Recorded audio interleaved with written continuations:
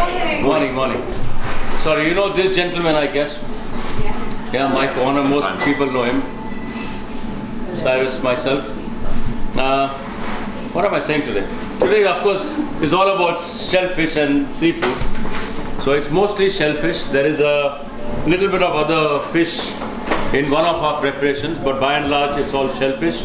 Mike's just come this morning with these langoustines. These are now Cornish langoustines. These are Cornish langoustines, yes. Yeah, we'll speak more about that later. We'll talk about those in a little while. And we have a few of these oysters. Yeah, a few of those. They're as big as my face when you put them like that. And we have to find a use for them. So we will do something about that. We have mostly natives. We only had 3 of those, and the rest were native, small ones. This is also native. So Pacific. These are all Pacific. Yeah. But these have, of course, grown big. And we have a few other bits and pieces we'll throw into the pot. Some lobster to taste. Yeah, we have some lobster. Yeah. We have those oysters. So actually, I started off with doing 3 things, and I'm going to end up doing 6 things, I think. That's always the way. Always the way, isn't it? Anyway, but that's a good sign. I know we want to speak about the plight of our shellfish in UK today, and how we can convince the British public to perhaps eat a bit more of our shellfish and concentrate less on the imported species. The video at the back that we will show is purely generated towards convincing chefs mostly to understand that we have this vast expanse of resources at our disposal, sustainably sourced, and unfortunately we haven't educated our dining public as well as we should be, because from historical facts, British public has been going off eating traditional shellfish like whelks and cockles and clams and mussels and other things, and we are exporting vast quantities and importing bigger quantities of the same. So the one thing we discovered, and we were at the jetty in Newlyn Harbour, and we saw these trawlers coming in with live hen crabs. They were being craned up from the boat down and straight into a lorry. You didn't even get to see the crab. When we asked the guy to put 3 or 4 down, he put 3 or 4 down. We don't get to see them. The entire basket goes straight into the lorry, the huge articulated lorries with massive tanks pumping in oxygen, sea water, keeping the water going fresh. They will be flown live to China. So 14,000 tons of hen crabs flying to China, 15,000 tons of crab meat being imported by Britain. From as far away as Vietnam, Indonesia, Thailand. Absolutely, and that live crab market is worth approximately 35 million to the UK fishery.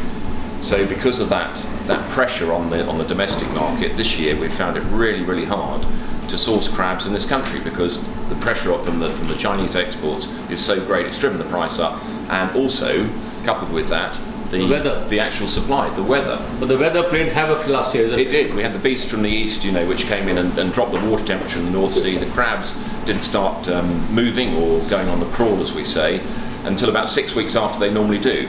And of course, the pressure from the market was still there. The fishermen couldn't actually source the crab. The price went through the roof, and then we've been playing catch up through the season ever since. But 85% of all our shellfish that landed into the UK gets exported. And that's a huge figure. So there was a time when we bought crab meat, Cornish crab meat, at 54 pounds a kilo. So that's how expensive it suddenly shot. It's normally between 42 pounds a kilo. It jumped 12 pounds on the kilo. Absolutely. Just like that. Yeah. And I take both the crab meat. I take both brown and white meat anyway. Yes, of course you did. But you started using the hen crabs as well when you can get them. Yeah, because now you can't get them. No. The same applies to cuttlefish. The same applies to so many of our species.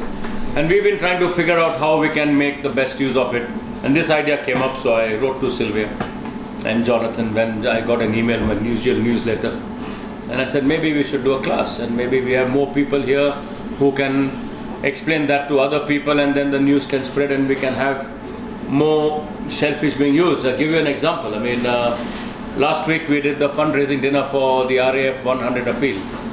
So this year we've done a lot of work with the RAF trying to raise money for 5 of their benevolent charities.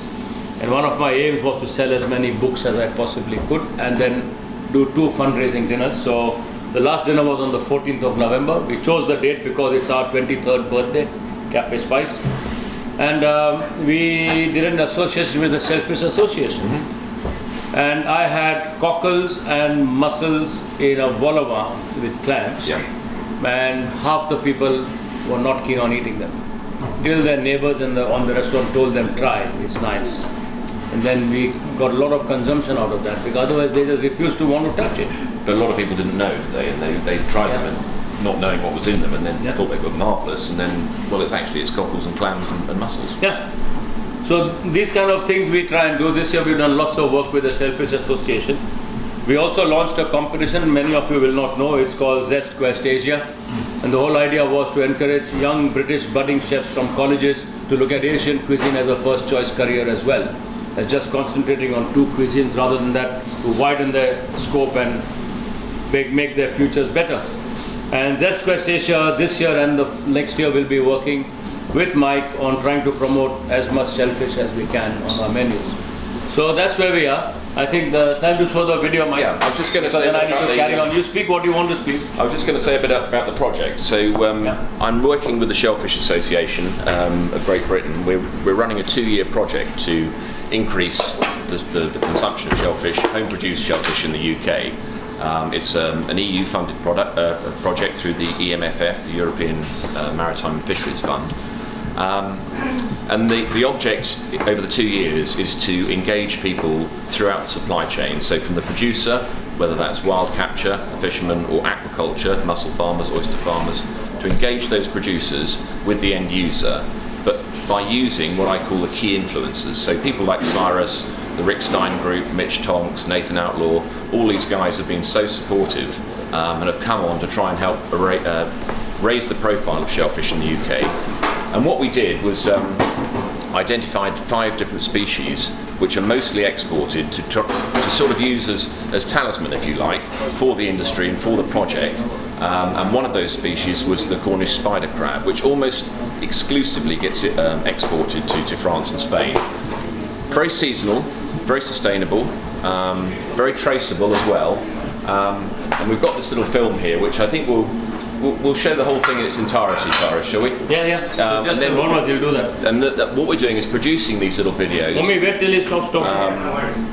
As a tool, really, to use for chefs and for students, and for anybody really who wants to know a little bit more about that net to plate story of shellfish. So we went down to Newlyn earlier in the year in May, and we decided we were going to go fishing for spider crabs. I wanted to take Cyrus out and show him exactly how the fishery operated down there, and then actually do some cooking as well, and show everybody, local sort of stakeholders, if you like, local fishermen, local restaurateurs, the lifeboat crew, to cook some spider crabs up on the quay and to showcase this wonderful creature which mostly goes abroad. And while we were down there, we went to see the National Lobster Hatchery's new satellite hatchery, which is on Newlyn Quay, and had a visit there, because they're doing the National Lobster Hatchery, I don't know if you know, are doing fantastic work and have been for the last 16 odd years in lobster conservation work on the north and now on the south coast of Cornwall, raising or rearing little baby lobsters and then reintroducing them to the wild. Now, we're very lucky today. We've got Claire Stanley here from the National Lobster Hatchery in Padstow, and Claire, you're the development officer, aren't you? Business development officer, yeah. So I just have to help the money move, basically. But we do education and research as well as the conservation project, which I can maybe discuss later. Yeah, we'll talk about it later. Yeah. So we're going to play you this little film now, and chance the story of our trip and catching the spider crab and visiting the hatchery, and hopefully it's going to be educational, and we're quite proud of it, aren't we, Cyrus? So but only a half a day. Let's go. Omid, you want to raise the volume?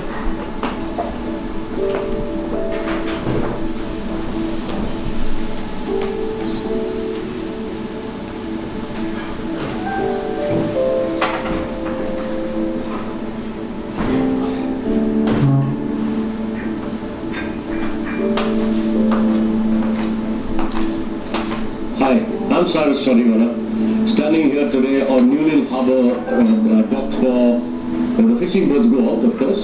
And today we are looking at trying to go fishing for spider crabs. The whole reason is that this lovely asset of Britain is sadly not appreciated in this country. But besides that, there are several other marine species that we in Britain today have either forgotten or we don't give them so much preference in terms of how they should be included in our diet. The whole reason is to make people aware that there is more out there than meets the eye. Sometimes the British public do not even get to see the spider crabs before they are left by our European friends across the continent. And we don't get to see them, we don't get to appreciate them. Later on, I'll be cooking on the jetty itself, and we'll invite some local people to see how good these crabs really are. But first, why are we here? And for that, I have to introduce you to Mike Warner of the Shellfish Association of Great Britain. And we are trying our level best to make the people of Britain understand there is value in British shellfish, and we should be eating more British shellfish than we do, and also revive the old habits of eating things like cockles and whelks and clams and mussels and scallops and all other things that nature's bounty gives us. Britain has some of the best coastlines in the world, and we have some of the best sustainable fishing techniques in the world. When we have pristine waters, very good practices, why are we not tapping into them ourselves? So over to Mike. Hi Mike. Good morning. Good morning. Yeah. So just a question, I mean we are here, we've been working together for over a year now, trying to get understanding about what it means for Britain to start to exploit its own resources. We have discovered so many things, for example, the hen crabs for example. And we talk about 12,000 tons of hen crabs leaving the United Kingdom, going straight off to countries as far away as China. Yes. Before the British people even get their hands on one. And at the same time, we import crab meat from as far away as the North Atlantic, Pacific, Southeast Asian countries, different kinds of crab meats coming in, flying thousands of miles, whereas, for example, the best crab meat probably the spider crab, the hen crab, only because it's got no red meat, we fail to want to eat it. Absolutely. So is it your opinion that the British public is too spoiled? Are we too rich?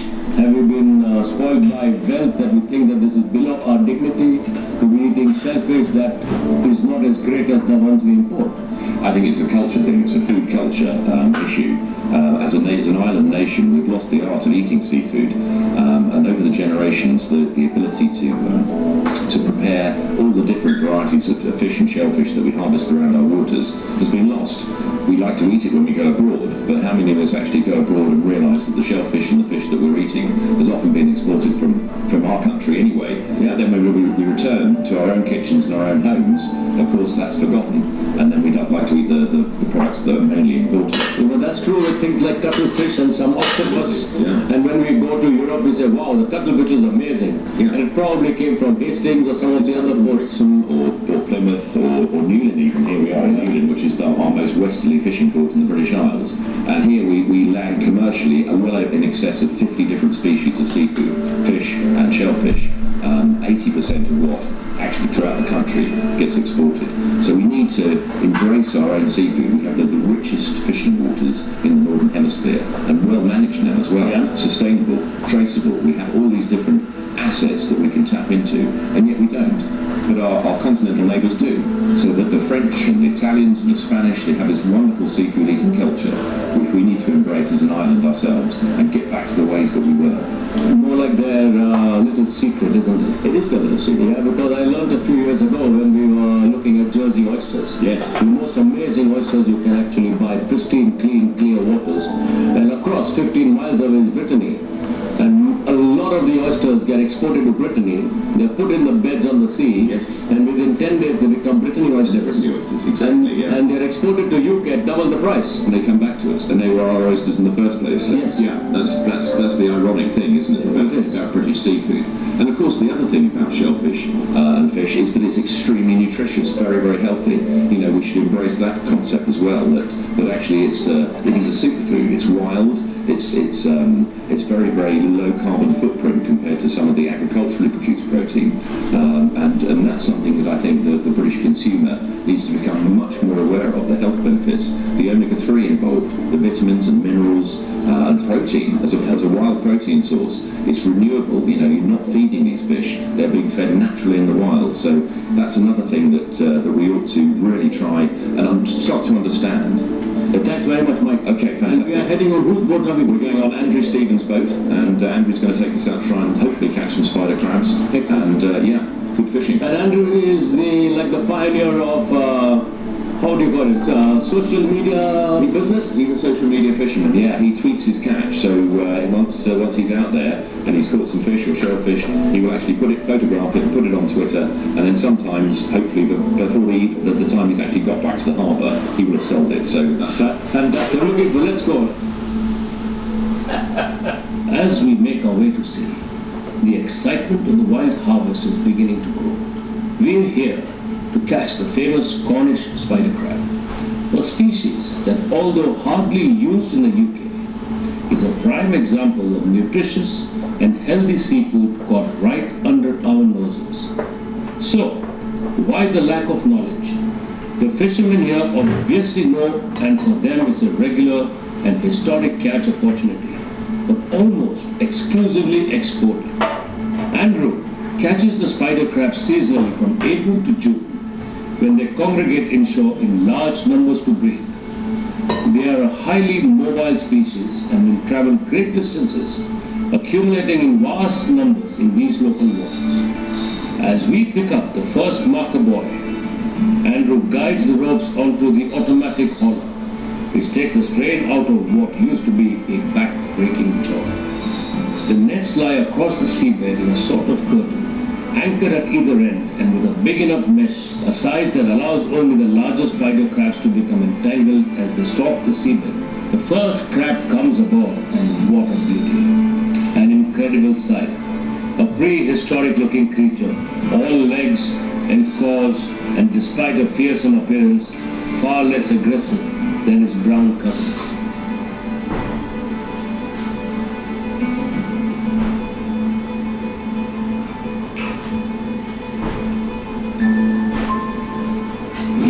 A beautiful specimen of a spider crab. A good male specimen. We don't harvest any females here. If there are any females harvested, they go back into the water so they can breed.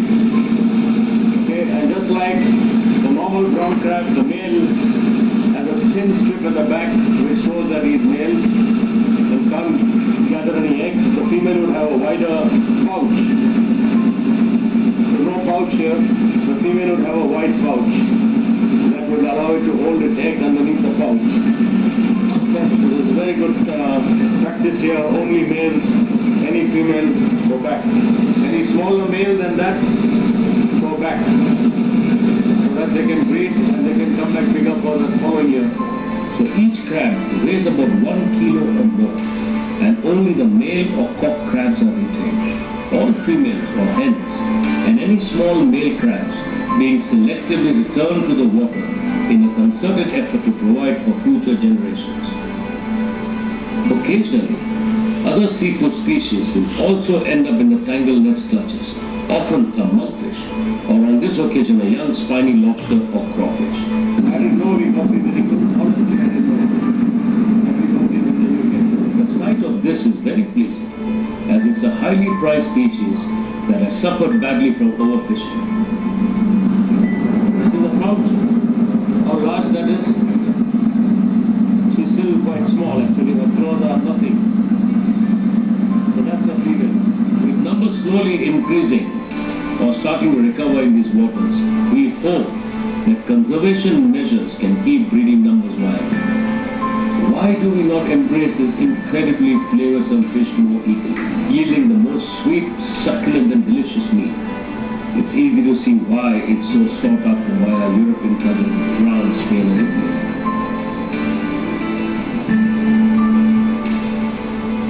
As we head back towards Newland Harbour, I can't help thinking that as an island nation with some of the richest fishing grounds in the world, we're really missing it.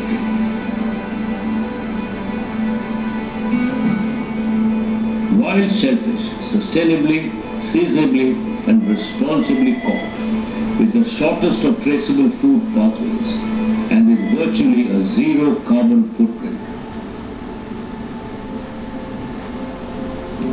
Let's get on with the cooking.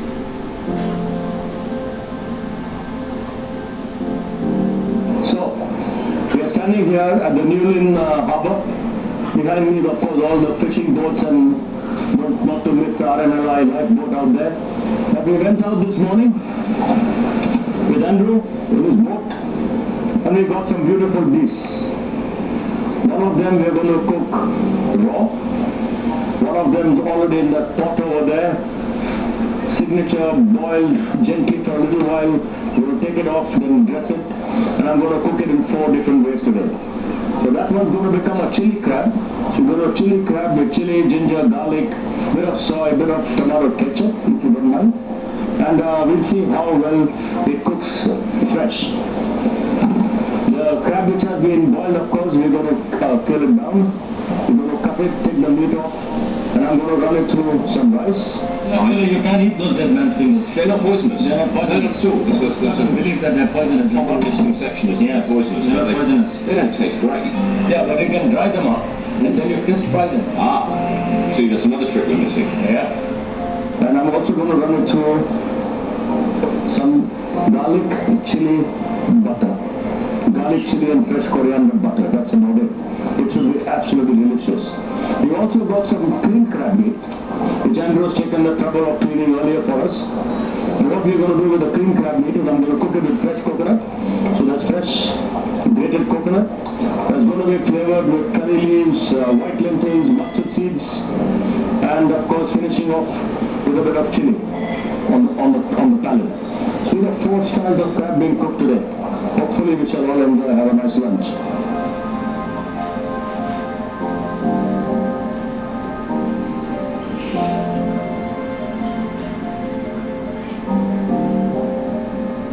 Just phenomenal flavour. Really tastes wonderful. The spice is just punching through.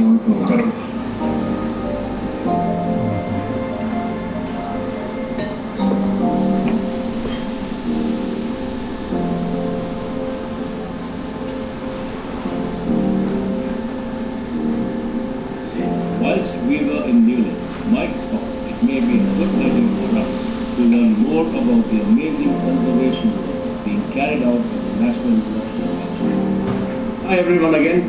We are at Newlyn Harbour, which is right behind us where we were yesterday fishing for spider crabs.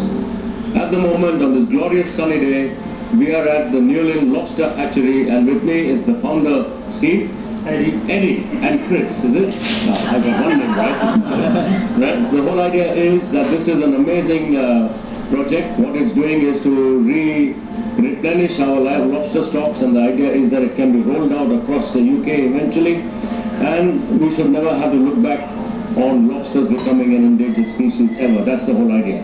Chris, what is your role in all this? So I'm a technician here at the hatchery, so essentially I look after the lobsters on a day-to-day basis, but I also go out and meet fishermen and collect the lobsters with the eggs on, bring them in, take them back once they've had their babies, and maintain all the kind of life support systems that we've got in the hatchery to keep the lobsters happy while they're Tell me here. something. The fisherman catches a female lobster Yes. with a full row of eggs. Yes. And you go down, bring the lobster. What happens to the fisherman? Because that's still his money. It is. So the lobster will come here, stay here. We keep track of all the lobsters have individual numbers. We know which fishermen they've come from. So they'll spend their time here hatching their eggs. And then once they've completely hatched, we will get back on the phone to that fisherman, head back out with the lobster and drop it back off to them. I like the term you use, buried lobster. So this time the eggs are called buried. Yeah, because they're like little black They're berries. like little blackberries. But tell me, I saw them black yesterday on our lobster.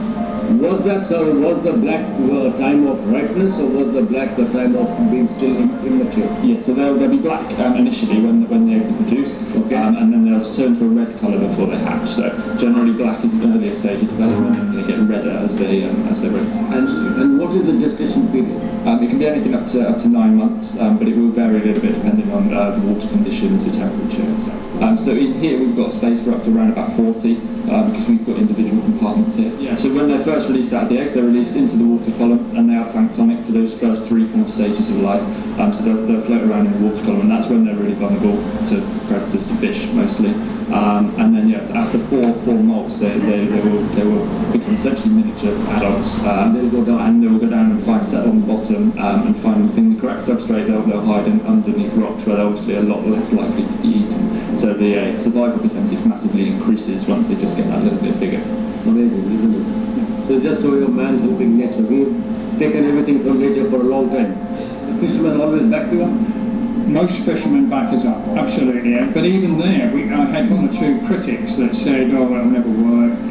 And I had a local fisherman who's a character come up to me and shook my hand, and he said, I'd like to say something to you. What's trying to come here? And he said, you were right, I was wrong.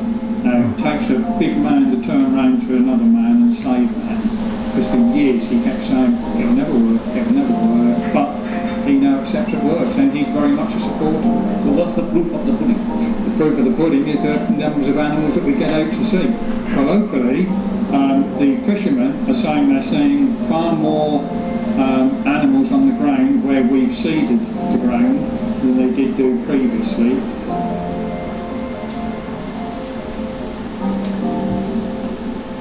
So here we are, 2 days in Newlyn, the harbour is right behind us from the other side. We've had an amazing experience for 2 days. What's behind us is the gateway to Britain, and British seafood and British fish, and the shellfish of course as well. And I think there are lots of lessons that I have learned, and there are lots of lessons we could teach everybody else. But from your point of view, Mike, what's next? Well, I think you've seen what the seafood industry, what's happening with the seafood industry here in Newlyn. This is our shop window. Yeah. We have so many species of seafood, fish and shellfish being landed into this harbour. A lot going up to London, yes, a lot going to other parts of the country, but too much going abroad. It's good for the fishermen, the exports we've learned about how the fish is creating revenue for them, but we need to be eating more on our own doorstep. In terms of food security, this is where it's at. This is the heart of sustainability. So we have a simple message is no, be British, buy British. One message. It was an amazing experience. From my concern as a chef, as a conservationist, as a person who believes in the environment, as a person who believes totally into sustainability, it was something of an eye-opener. From the point of view of what we chefs could do or what we could do individually, I mean, we've done a lot this year.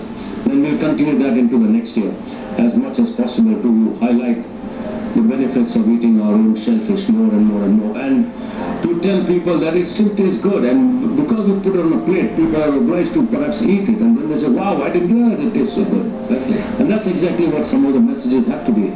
But to wind this down and wind our experience down, what would you say we should be doing? So just carry on doing this sort of thing. For me as a food consultant, a fisheries consultant, a seafood writer and seafood advocate, the more people like yourself, the more chefs I can bring to environments like this, so some of our ports and harbours all around the country, from Peterhead right down to Newlyn and all points in between, the more exposure I can get for chefs, the better able they are to tell the story to their customers, to utilise the products better on the plate, and to actually get that message across. They are the key influencers. They are the ones who are actually going to take this seafood, shellfish or fish, this story forward, and we're relying on them, but they have to engage with the fishing industry first, and I think we're at a very exciting time in that, and I'm really looking forward to the next couple of years to see how far we can develop that concept. So hearing what he's saying, one gets the feeling that I'm going to get involved in more of these things and more activities. No, I'm learning so much at the same time. We are learning all the time, and I'm proud that I am one of those few that is at the cusp of this change. Yep. That we can bring about a certain revolution, maybe we can bring about some more knowledge, some understanding, and for our chefs to become part and parcel of sustainable Britain in the future, whether it's fisheries, whether it's marine life, whether it's our food, our animal husbandry, our farming, whatever it is. We can actually make a difference, and when we make a difference, people follow. And that's my last final message, that we should make a difference. Well, I haven't seen it before. Do you know that? Yes. You've seen it before? It was filmed by this young man, our young son. Hi, Raju. You were going to turn it on. Yeah. So so we've got film number 2 in the production system at the moment. So that's going to be on these Nephrops norvegicus, or the langoustine, Dublin bay prawn, Norway lobster. Again, a species which is mostly exported. 2 different fisheries for the langoustine: the trawl fishery in the North Sea, and the Celtic Sea where these come from, and the creel fishery on the west coast of Ireland and Scotland, where the guys catch them in pots, and they're the langoustines that you'll find sent down to London in tubes live, but of course they demand them. Turn that off. That's normal, but the shellfish video is showing, so that's the sound from the exhaust. Okay. I thought we'd done something badly wrong. My apologies. But these are a trawl caught langoustine, and these ones are actually frozen at sea. So every year there are about 6 Scottish boats who come down all the way from the north of Scotland down to Cornwall, about 700 miles, and from March through to June they fish the Celtic Sea just off the Isles of Scilly for these things, and they actually freeze them at sea. They're graded out. They only keep the males. So all the females are alive discarded. Thank you. And these ones are frozen. So they're actually a very, very quality product, probably the nearest you'll get to the actual live creel caught langoustines in terms of quality and what you can do with them. You can't really use them for like a fruit de mer or anything where you actually specifically want a live langoustine, but they come a very close second. And Cyrus is going, well, we've done several recipes now, several different demonstrations and workshops using them, and also Cyrus has actually got them on the menu here at Café Spice, and what he's done is actually managed to convince his customers that langoustines should be far better than some of the imported king prawns, the warm water prawns that we import into this country, and he's actually replaced king prawns in, I think is it the prawn patia, Cyrus, isn't it? He's gone. Prawn patia, I think it is, and it's now a Scottish langoustine patia, and it's gone down really, really well in the restaurant. So that's the sort of the small steps that we want to make. Trying to change the seafood culture, in a country like ours is a massive deal, and we all have to try and work our hardest at it. But in 2 years, over the course of the project, all you can really expect to do is gain traction. You can't actually influence people to that extent. So the first year of the project, we've focused on what we call wild capture. So fishermen actually going out and physically catching the fish through netting, trawling, potting, or whatever. The second year, or the second phase of the project, we're going to focus on aquaculture, so oysters, mussels, and now we've got our chefs on board who actually know the message and are ambassadors, if you like, in place. The next logical step for us in the project is to take the whole story to retail, to the supermarkets, and start embedding that message with them, because they are obviously the culprits who are importing a lot of this frozen seafood, fresh and frozen seafood from abroad anyway, but they have the exposure, they have the ability to say to our consumers, actually, we've got this fantastic resource right on our doorstep, sustainably caught, sustainably harvested, and let's help provide access for you. So you can actually, when you watch Jamie Oliver, or you watch Cyrus, or you watch Nathan Outlaw, Rick Stein, and you see some of this wonderful shellfish, you can actually go and access it, rather than having to experience it when you go abroad on holiday. Right? Okay. It's not. Yep. Otherwise we'll never get anybody out. No, and I'll just keep talking, and you'll keep talking, that's why. I have to stop this man. Yeah. Sorry, so we start again. I'm going to start with making a soup first. And just for your knowledge, India has a very large Chinese population. It's been in India, they've been in India for over 600 odd years. And most of them came from the provinces of Hakka, Hunan and Sichuan. And they settled in India. Our manager Thomas, who you must have seen with the tea, coffee in the morning, he is an Indian Chinese gentleman. And his forefathers came from the province of Hakka. So their language is Hakka. And they eventually, the Hakka Chinese food started to emerge on the streets of Calcutta about 150, 200 years ago. It was not very popular then. The Indians didn't think much of the food because it was very different. But then it became more popular when the Indian influence started to come into the food itself. And with that came a few things that are very popular in India. One of them is this soup, and we call it the lung fung soup. And it simply means chicken and dragon soup. So the dragon being the prawn, and there is a chicken in there, there's a prawn in there. So I've got prawn there, chicken there. I put a piece of carrot, some celery, ginger, garlic, green chili. I've got spring onions with me here. And we are going to just make that into a mince. Then I will saute the mince. I'll put it into the little bit stock I've got here. And then we'll thicken that with cornstarch and finish it off with soy and some fresh coriander. Hopefully it will taste good. It will. It will taste good. Huh? You think so, man? I know, we had it before. But you can use all kinds of shellfish in this. Of course you can. Yeah. Of course you can. But last time we made the soup for the class, I put cockles and mussels and clams. That's right. And prawns and chicken. So yeah, you can. You can put what you want inside. I mean, it just becomes a seafood soup rather than the lukfung soup, because the meaning is, of course, chicken and the dragon of course being the prawn. So just a bit like that. The Chinese cooks in India don't have access to a magic mix, so they go with the cleaver. This is just easy work, and just makes it makes a nice soup. So I'll just carry on with that. The other thing I hope to do, I just trusted the boys in cleaning the lobsters below. They made a hash of the lobsters completely. Have they? Yeah, total hash. They butchered the lobster. They haven't cut the lobster. So I couldn't tell that. I know, because I said use the chicken scissors Yeah. to cut the claws and get the meat out carefully. They broke in the shell. But no, they just messed the whole damn thing up. So anyway, we'll still cook the meat. You won't get to see the shell, because what we do is we cut the claw from the side. I get the meat out. I don't like cooking boiled lobster. I like cooking raw lobster. I hate killing them. When I worked in Goa, we used to buy them by the thousands. The spiny lobster. Spiny lobster, yeah. And so when I worked in Goa, Johnny, I could get 4 kilos for a pound, right? Doesn't make sense, but I could get 4 kilos for a pound. And if I bought 50, 60 kilos, the woman would dip into the butcher, pick up a handful and just chuck them at me again. They'd be flapping all over the place. So of course, in India there is no concern for size. They will take everything out of the ocean. Yeah.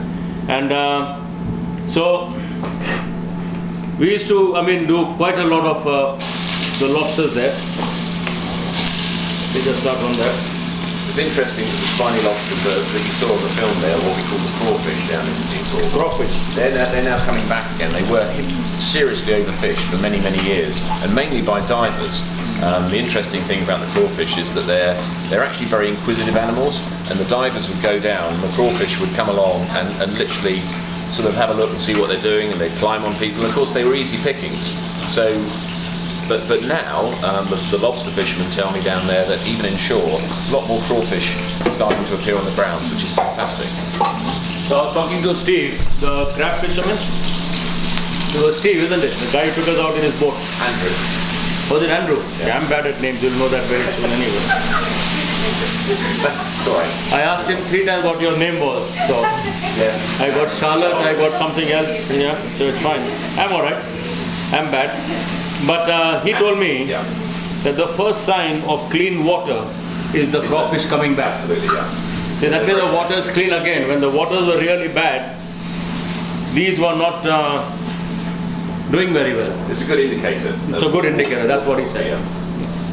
So that was the whole thing. It's a good indicator that the water is coming back. So just put some spring onion in there.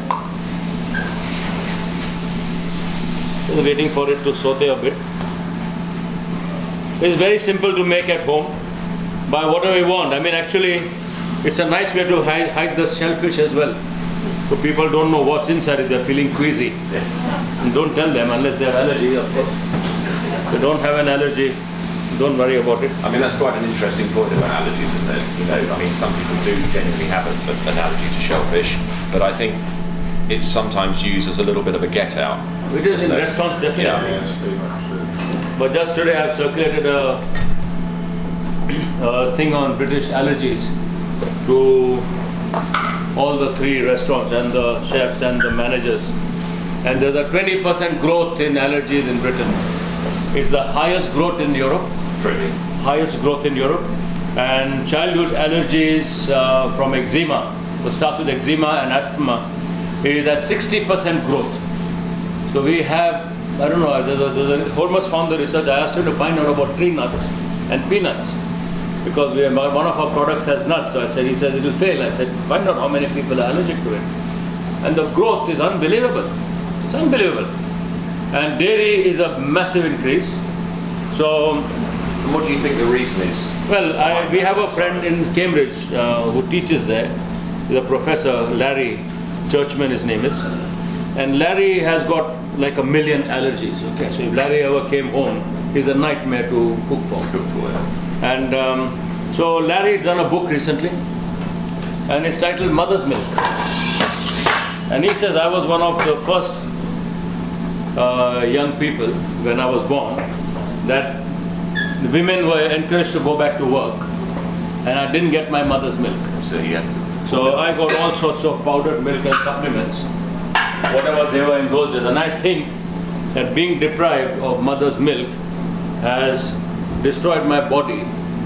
It's not been able to protect itself. So my antibodies in my body have been extremely poor. That natural immunity. Natural immunity I did not get an opportunity for. And he's saying thousands and thousands of kids as it goes by. And yeah.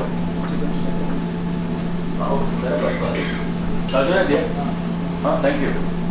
So that is one of the reasons he feels. Yeah. Okay. I think also that, well, obviously education is but having everything pre-prepared and fast food and nothing being prepared at home, that you just don't get the peck of dirt, do you? That we used to get years and years ago, which helps with that sort of immune process. Yeah, there's more to that. But just to show you this oyster.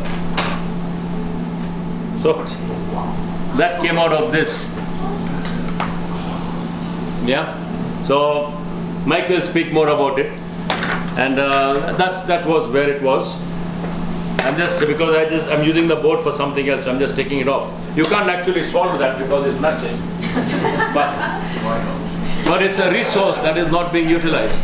Yeah, so they don't. These are just normal Pacific oysters, Gigas oysters, which are grown in Butley Creek in Suffolk by Bill Pinney, and these are probably about how old? 4 or 5 years old, I would imagine. 7 or 8 years old, something like that. Yeah. And they sit on the bottom of the creek doing nothing, and they get bigger and bigger, and Bill dredges them up now and again. There is a Chinese market, obviously, but we're trying to find ways of utilising these in restaurants and in the UK market, and we've been sort of bringing them to people like Cyrus and using them on the menu in cooking. It's not something that you want to not sort of slurp back, you know, it's a little bit daunting for that. And of course, in the old days, you'd get a free ashtray, wouldn't you? You know, but these. There's definitely potential there, and it's all about utilising the whole products and the whole fishery, and rather than just selecting out the finer grades. So it's all quite exciting stuff. Are they related to abalone? No. Like I know what you mean. Yeah, they're the same sort of shape as an abalone, aren't they? Interestingly enough, I was in Ireland a few weeks ago and talking to some abalone farmers there. Jersey. Jersey. No, this was in Ireland. Ireland, yeah. And they were, I mean, I tried some abalone, and they actually did some raw abalone in a sort of sashimi, if you like. How's the raw abalone? Is it too tough? It was very tough, yeah, exceptionally tough. So I think there is definitely a market there. Obviously, it commands a huge premium. But yeah, but they have a hatchery in Jersey. There's a hatchery in Jersey, is there? Yeah. The man is quite a crazy cook. You know, if you go and see his hatchery, he's mad himself, I think, but so he does an amazing job. And I mean, Jersey is one amazing place. When I was promoting Jersey produce, genuine Jersey, and we used to go quite frequently. And there's this old man who took one of these old German pill boxes. So he's got a German pill box, it's converted into a turbot farm. So because it's solid concrete, he has water pumped in from the sea. He breeds turbot in the trenches inside the pillbox. Inside the... And where the barracks were for the soldiers, he moves them into that tank when they get bigger. That's fascinating. So, and his water goes in from one end and goes back into the sea from the other So side. it's just a continuous circulation. Continuous circulation of water. So lots of stuff. I mean, the oyster hatchery itself is amazing to look at, because when you have to look at them through a microscope to see the first hatchings. I'm sure the lobsters are similar, isn't it? Yeah, absolutely. I mean, Only thing, the shape is identifiable. That's the only difference. the trouble with the lobsters, Claire, do you want to say a bit about the hatchery and what you do? That'd be a good idea, right? Rather than make it a complete prop. It's dangerous to get talking about lobsters because I probably won't stop. But yeah, as Mike was saying. Sorry, you can give your name first, because I want to know what it is. Oh, Claire. I'm Claire from the Lobster Hatchery. And Forget it. so basically, the Lobster Hatchery was set up in 2000, and it was actually set up. If I can show you this horrible graph, just to give you an idea, you probably can't see it, but this was Norway and Sweden and Denmark back in the 1960s, and that's actually lobster stocks. And the drop was so sudden that they completely collapsed, and to this day they haven't been able to get the lobster stocks back in Scandinavia, which is a horrible thought, especially obviously to places like my hometown Padstow, where lobster is so important. All the local fishing industry, the restaurants would probably struggle to survive without lobster. I think it's worth about 30 million to the UK in catches, lobster, if not more. So it's a very, very valuable species, but at the same time, it's extremely vulnerable, mainly because we're just trying to encourage the popularity of it, but also the recruitment process of the lobster is extremely slow. So they basically carry their eggs for 9 months, just like a human does. And so by the time they get pregnant, then they carry their eggs for 9 months. The babies hatch, and say there's around 20,000 eggs on the underside of a female. Probably one of those would survive in the wild. So you're looking at 1 in 20,000 survival rate, which is crazy. So by the time you put that all together, they're extremely vulnerable as a species. So the hatchery basically was set up with the idea of backdrop obviously of the Swedish and Denmark stocks collapsing, but also in Cornwall it wasn't so significant, but in the kind of late 80s, early 90s, there was a small drop, which just got people, thankfully, concerned about our own local stocks. And the wonderful gentleman who's called Eddie, not Steve, as Cyrus called him, he was our founder trustee, and he had the insight to think, rather than let this happen locally, we need to do something about it, we need to be proactive. And they did a few kind of small measures, which were things like increasing the minimum landing size of a lobster, and at the same time they introduced V notching, which is where you cut a small V in the tail of a pregnant female, so the female goes back in the water and can't be caught again until the V's grown out. And they kind of were there to help the situation, but on top of that, he started the Lobster Hatchery back in 2000. I have no idea how he did it, because I'm fundraising now, it's very difficult. And he did it as a one-man band, set it up, got the fishermen on board. And to cut a very long story short, because there's so much I could tell you about the Lobster Hatchery, in the last 14 years it's grown unbelievably. We probably released between 20,000 and 50,000, 60,000 lobsters a year, and we have the new satellite hatchery now at Newlyn, which Mike showed you on the video. The process it's kind of simple in some senses because it's all about timing. So from the moment the babies hatch, they go through a very, very quick kind of metabolism, and they go through their life stages very quickly. So in the first 2 weeks, they molt 3 times, and every time they molt, they change their physiology. And I've got pictures if anyone wants to see me later, I can show you. And then when they get to say 6 weeks, 3 months old, they change their whole behaviour. They become benthic, which means they bury into the ground, and that's the point when we release them. And going back to your point, which I've just kind of missed, but I'll come back to now. No.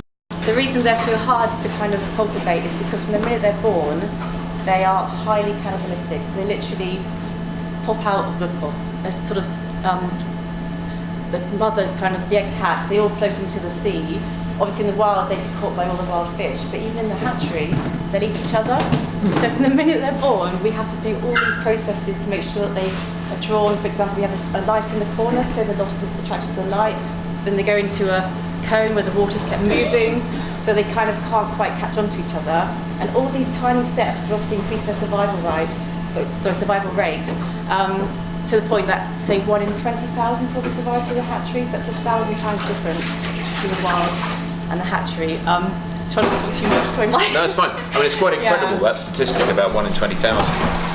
And when you actually, I mean, I fish for lobsters on the East Coast in Suffolk, and this year, I mean, even despite the bad winter and the beasts from the east and a lot of the environment, I mean, I caught no end of little undersized lobsters, you know, and so have the other fishermen, and it's so encouraging when you see that, because you know, yes, it's nice to take a bigger lobster out of the pot, but when you actually physically take 4 or 5 little ones out and throw them back, you know something's happening. And of course, and we haven't got a lobster hatchery up and up yet in our part of the world, but they are kind of spreading out. Now the successful one in Newlyn, we've learned that we can actually probably have Saturday hatcheries based around the UK, which is a really positive step. But in research, which again, if you want to talk to me later, the research we're doing is incredible. We're kind of leading the world actually. We're kind of Padstow informal, we're leading the whole world in lobster science. We're doing lobster genetics. We've got a team of researchers who are so lobster nerds. You could ask them anything about lobster, they know any answer. We've got an incredible team. We've got amazing supporters such as Mike, because Mike's a patron. We have a patrons club, and people like Mike, Nathan Outlaw, many celebrity chefs, lords, ladies, Baroness Wilcox, with an amazing selection of patrons who will help to spread the word and get people to support and just get the kind of the education element out as well. And on the education front, we also go into schools and work with chefs and restaurants and future recruits to the industry to also teach them in the same way Mike is about the importance of putting back. So obviously, as much as we want to keep eating and utilising seafood, we also need to be careful that obviously, unlike farming, where I guess every year you kind of resow your seeds, so you kind of harvest and then you restock the fields. In the sea, you don't obviously do that. Well, we are doing it. But generally speaking, it doesn't. I think Chef would like us to pay attention to his next stage. But we'll talk about the lobster hatchery more, because there's loads more to say, isn't there? So Why are they still so expensive, but? Why are they still so expensive? Oh, sorry. Why is it still so expensive? Because, well, hopefully, the work we're doing hopefully will bring the prices down, and a new project, which I won't mention now, but we're now learning to actually go to the whole new lobster. The work we're doing in the hatchery is actually attracts the ocean, so we grow in the wild, and that could lead on to commercial lobster farming, which isn't for us to do, it's very giant, but at least to enhance stocks. But that whole process, which is Tomasa, Johnny, ready for the soup? Okay, 2 minutes, huh? Okay, so what I've done in the meantime is broken an egg on the floor. Yeah, dropped an egg, which happens with butterfingers. But my soup is nearly ready now. So I've got some cornstarch here. Hopefully that's enough to thicken it. There we go. It's quite a simple soup actually. And you can use fish stock or chicken stock. So I've used chicken stock over here today. And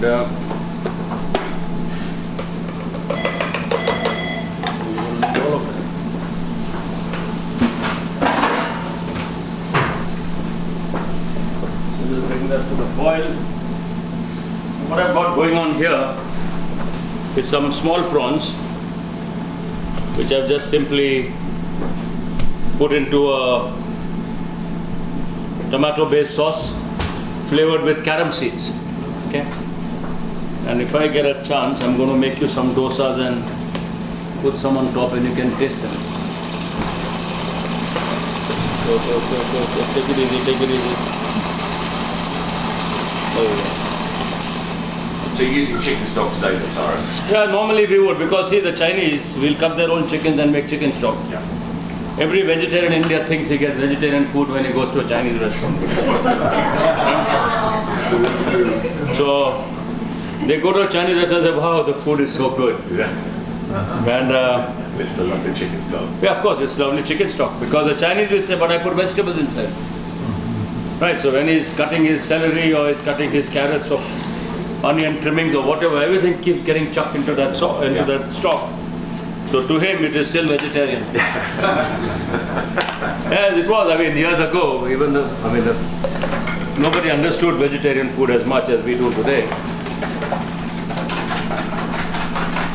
But obviously, with things like this, and the lobster shells, and I mean that's the second part of the process for the shellfish really, is to make a lovely stock or at the end of it, so you've got something to freeze down and use in soups and sauces and stews and things later on. Langoustines, I think, make a fantastic stock. Langoustine shells, either just literally just boiled and simmered with vegetables and a bit of fennel and things like that, or roasted, and then you get that lovely roasted sort of shellfish stock flavour as well. Brown shrimps, I think, are the lightest ones. Yeah. I think they make to clean. I would have said something else, but I stopped myself after. The little shrimp, they are a pain to clean. They are a pain to clean. Yeah. But if you're using them like in making an obese, can we just use the heads and everything and just put them in? Well, we make a powder. We use the powder Yes, for the you do. seasoning. Yeah. So we get them all. We dry them gently.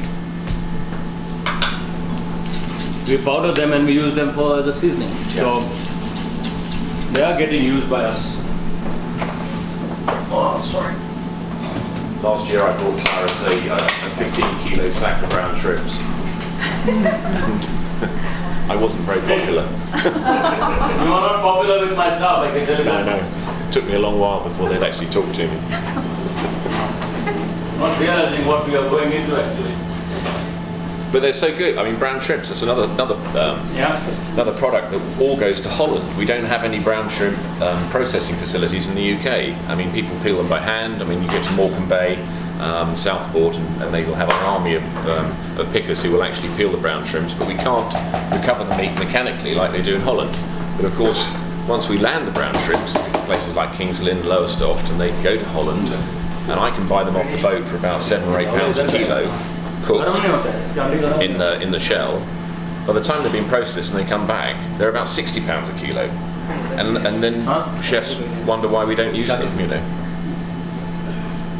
And they are fantastic. I mean, I eat them like sweets. I can't stop. So there we go.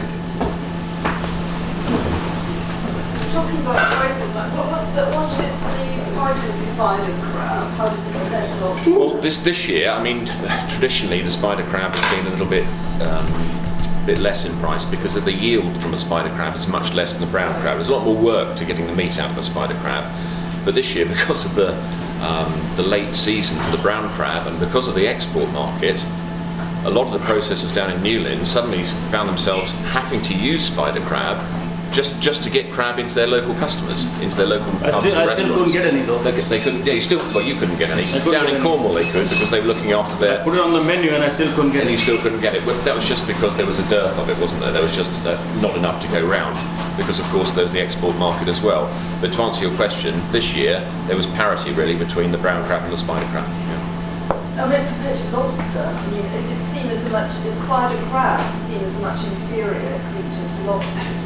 Yeah, over here in the UK it is definitely. But the trouble is, people's perception of lobster in the UK now, and correct me if I'm wrong, Claire, but we have so many imported Canadian lobsters. Right. Lobsters have suddenly become more affordable.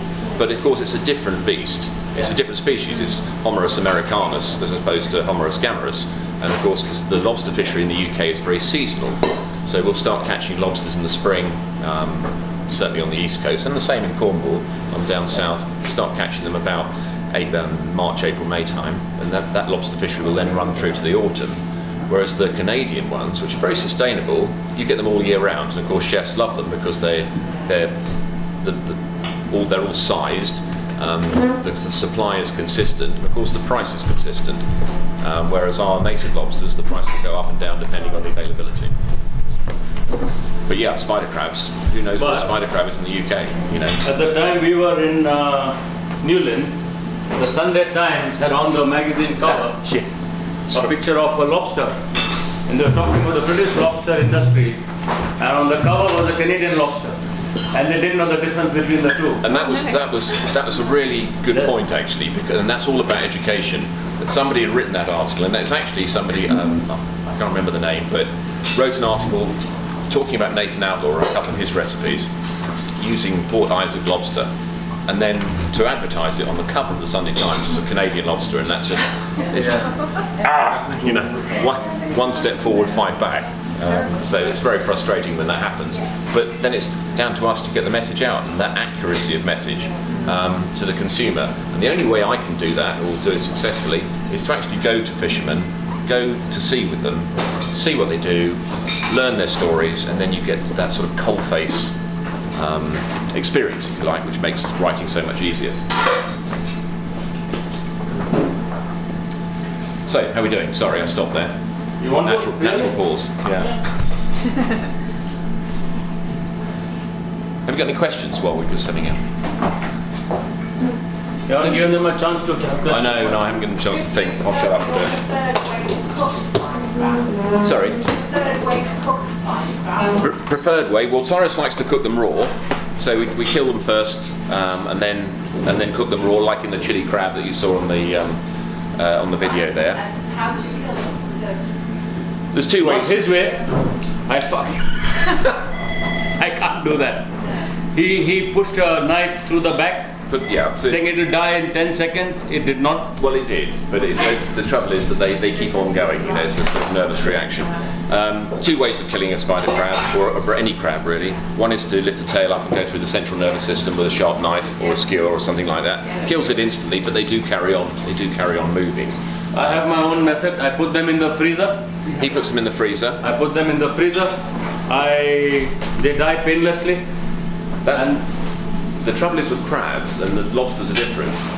If you put a crab into boiling water, the natural reaction of the fish is to shoot all its legs and claws off. And of course then the meat starts to boil out and you start losing yield. There's another way of doing it, and the commercial crab fishermen will actually put the crabs into tanks of fresh water, where the crabs sort of go to sleep, if you like, and then die very naturally over the course of about 20-25 minutes, and then they go straight into boiling water and you don't get that meat loss. So that's the way they do it commercially. But the RSPCA preferred method for crabs and lobsters is to actually destroy the nervous system instantaneously. So with a lobster, that would mean going down through longitudinally through the carapace with a knife. You know, it's not everybody's cup of tea to do that, but it's the quickest. Actually, but the meat, when we cook raw meat, is so much nicer. Yeah. And you get a... That's very true. That's one thing I learned down in Newland. So yeah, so we get a much better flavor because the water takes away so much of that flavor, and you can't use that water really when you boil a crab or a lobster. The water is useless. But the Japanese, many years ago, when they import lobsters from the Maine in America, and San Francisco airport was the first to start exporting live lobsters for you to take on your flight with you. And they came in a little bag. So the Japanese perfected an art form. What they did was they had a tiny little needle, it's a tiny drill, and it drilled a hole through the shell, just up to the brain, and through that they dropped a small drop of liquid nitrogen on the brain. That's all they did. They dropped a little drop of nitrogen. The lobster went into a paralytic form because the brain was frozen, and they were packed into boxes and kept at the temperature that the seabed has and flown all the way to Japan. When they came out at Tsukiji market, and when the temperature came up again, the lobsters would be flapping away because the nitrogen evaporated. Clever. Because they will want something really live and fresh. So they came up with that. Clever guys. Cruel too at the same time. Hey, नीचे देने को बोलना मत office में. तुम गाली खाएगा नहीं तो. Okay. How's the soup? Anyone tried it yet? Nice? Brilliant. Good news. That's good news.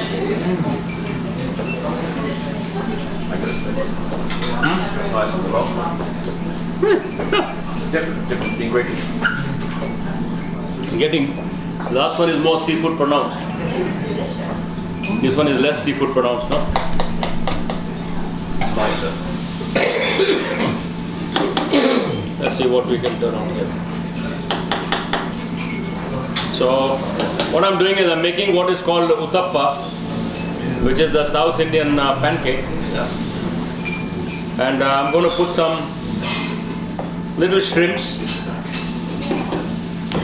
that have been cooked in a tomato sauce.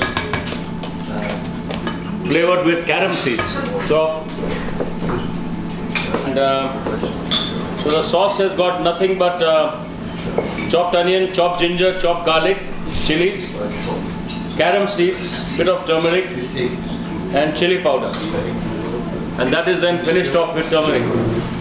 Sorry, finished off with tomatoes. When you get them live, they eat really well raw as well. As a, just a little lime juice on it. But you can, obviously, if it's a bit frozen, you can't do that. But If you just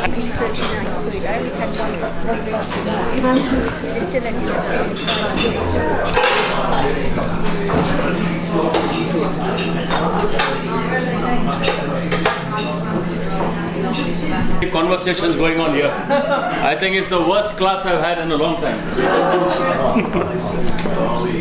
And you're to blame for it, sir. am I? Peri masala on it, which is very Goan. And Colin, can you speak softly, please? Don't mind. Colin, can you speak softly, please? Because I'm having to raise my voice all the time. I don't mind. Don't feel bad about it, but can you speak softly, please? And I don't know where he's thrown the basket, but it should use another one. Right, so what I've done, we have this, we fry a lot of oysters in Goa, and since there is no farming, they are generally found in clumps on rocks, big rocks like that. So when you actually walk into the estuaries in Goa, the last thing you want is to walk barefoot, because your whole legs will come away completely lacerated. And the reason being that there are all these hundreds of knocked out shells, thousands. And people sell you oysters in Goa in buckets. So they come in buckets, the meat comes in, it's fresh, but they are shucked from the rocks at low tide. They hack them out and then they come and sell it in your homes or in the market, wherever you are. So what the Goans generally do, and that of course is a Portuguese legacy, is to fry things in semolina. Okay, so instead of using breadcrumbs, they would use semolina. So what I've got here, I've just gently marinated them, not much at all. The peri peri masala is, of course, it's a Portuguese word, the peri peri, because it relates to the chili that originally came with the Portuguese via South Africa to Goa from South America. And the chili is nothing but a tiny little chili, which the Portuguese originally called pecan. So the original name for the peri peri was pecan. Pecan simply means little flea. And they understood that a tiny little chili, but it packed a punch, so they call it a pecan, as a flea. It stung like a flea. And it's quite common it used to be quite common in bars in Goa at one time, just getting freshly fried oysters to eat with your drinks. So we're going to flash fry it.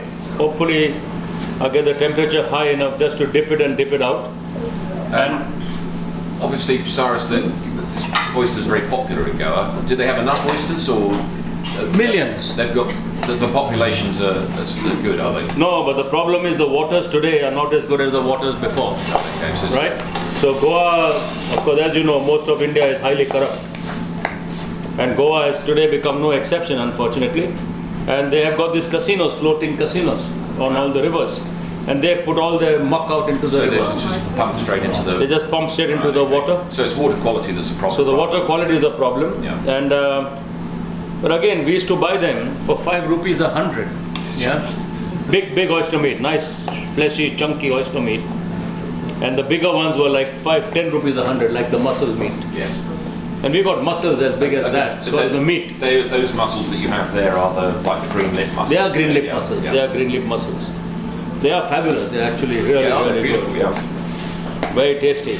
And this is one of the common things, even for mussels, because besides making a preparation with coconut, similar to what I will do when I make the rice for you, the seafood rice, similar kind of preparation with fresh coconut inside, and you just throw mussels and clams into it. Yep.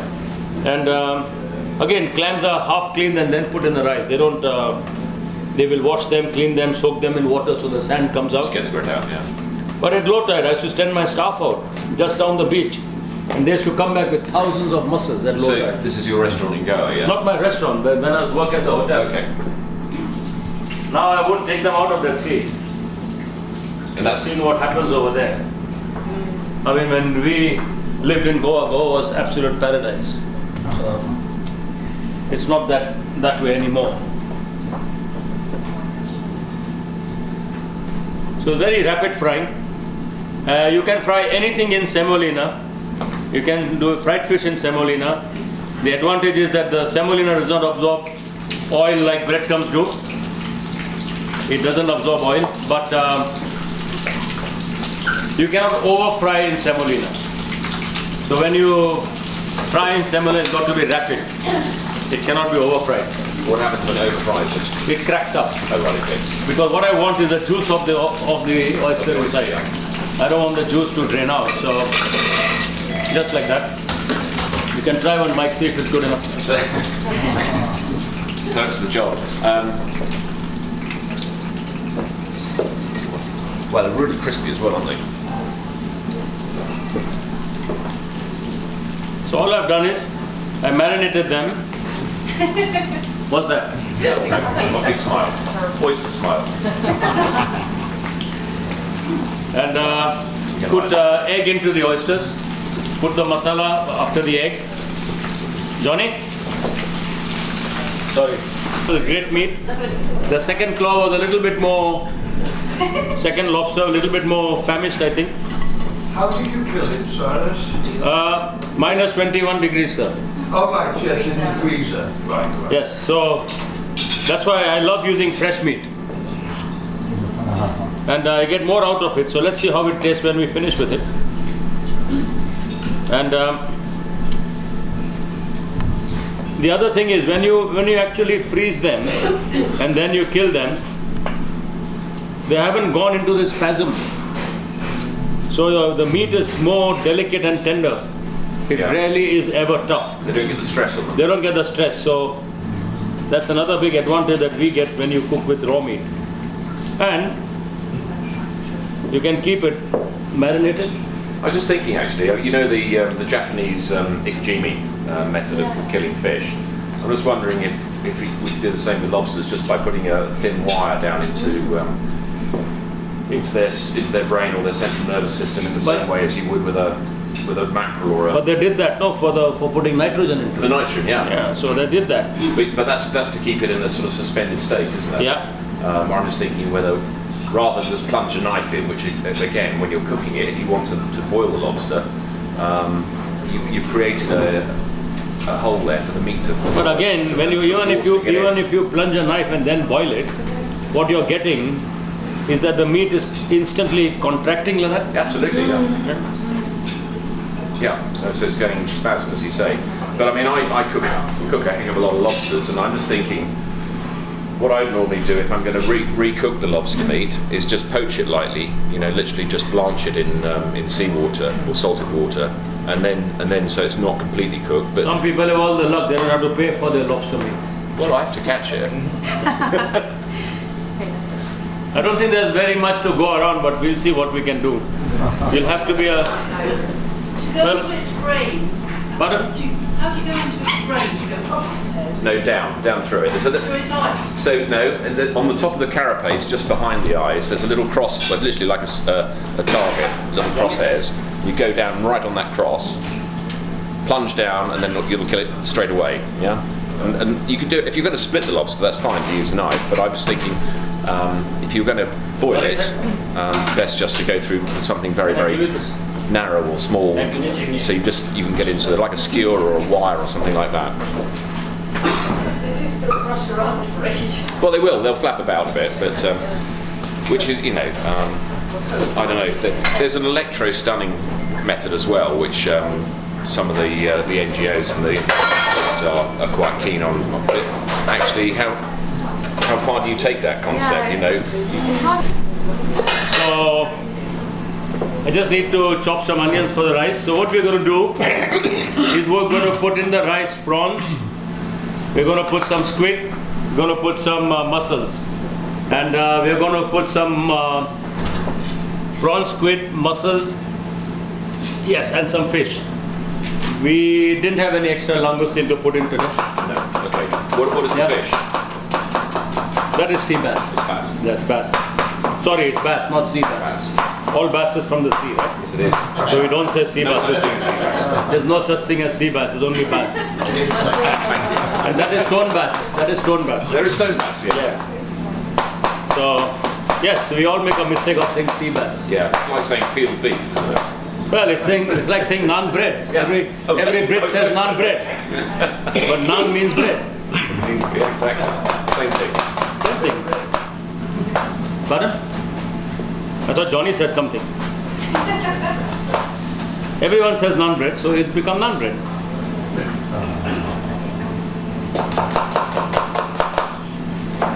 Just got to chop some onions up.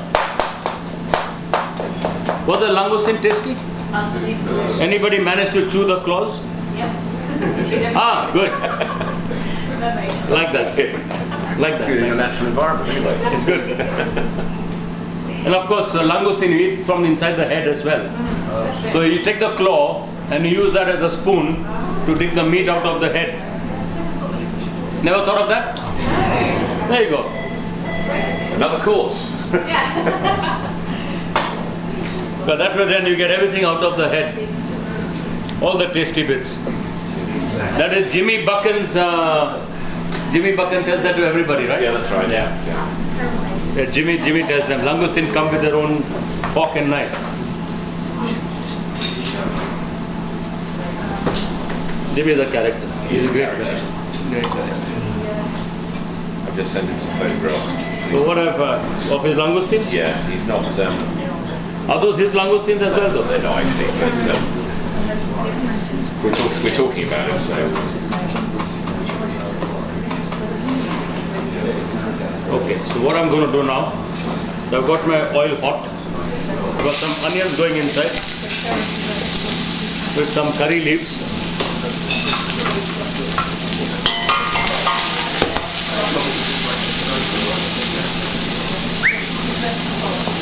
So in there some chopped ginger, fairly decent amount of chopped ginger, garlic, green chili. That might be too much.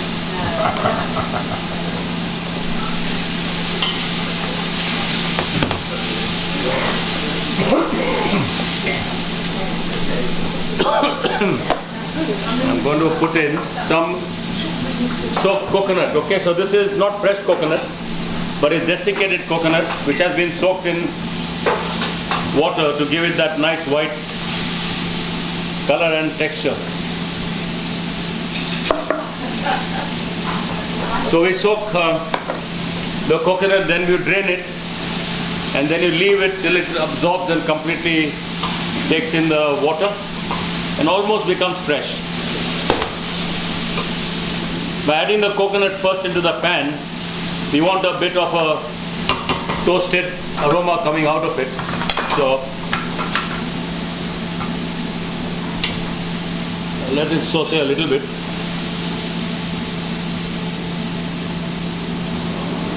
And in there, the prawn, fish, squid, some spring onion. I need some for the lobster as well. So there we go.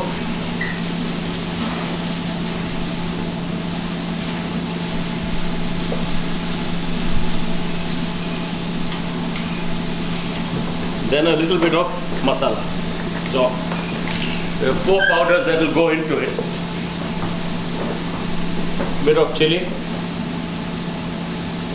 which I forgot at the seafood market. I took it, but I forgot to use it. But it still tasted great. It tasted great. Yeah, because we had so much more seafood going into it that day. We had a lot more seafood going into it. We had some other stuff in there, no? We had lots of whole langoustine. Yes. Sorry? So I'm putting cumin, coriander, turmeric and chili powder. 4 powders. And what I'll do that then is to get it going, dash of lime juice, Then we'll dry the lime juice down. Generally speaking, when you're cooking with these powders, and if you don't have much stuff in your pan, you want to mix them in a bit of water first, okay? Even we Indians make a mistake of throwing powders in directly. It's not nice, because there's no liquid in your pan, or no, it's too dry. The powders get smothered with the oil and they go inwards. If you mix them in a bit of water, then they expand and they're able to give you better flavor into the food.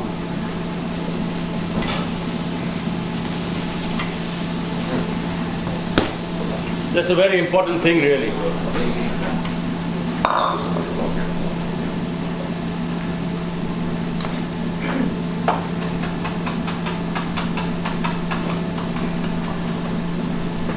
Okay, I've got my... So this is with pre-cooked rice. I'm not cooking rice into it. Though there are times when you can cook... wait, keep going. Shellfish with the rice, but it's nice when you're doing that with whole shellfish. So you're putting whole clams, whole mussels, and different kinds of clams. I mean, Goa we get plenty of different kinds of clams. I didn't see them in the last 3 years of going there. Didn't see them, but we used to get a giant clam like that, black, big clam like that. Very succulent meat, unfortunately, but don't see them. Don't see the river langoustine in Goa anymore. It's a crayfish, something like that, but not as spiny, and it's very smooth skin, but tentacles that long. So the prawn about that big with the tentacles about that, deep blue in color. Yeah, very long tentacles, very long claws. Sorry, long claws.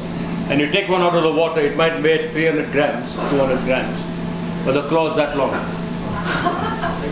And Goa we call it potting, but don't see them nowadays.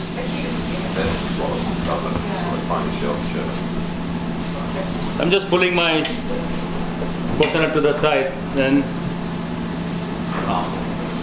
for a second I thought that was the lobster going in by mistake.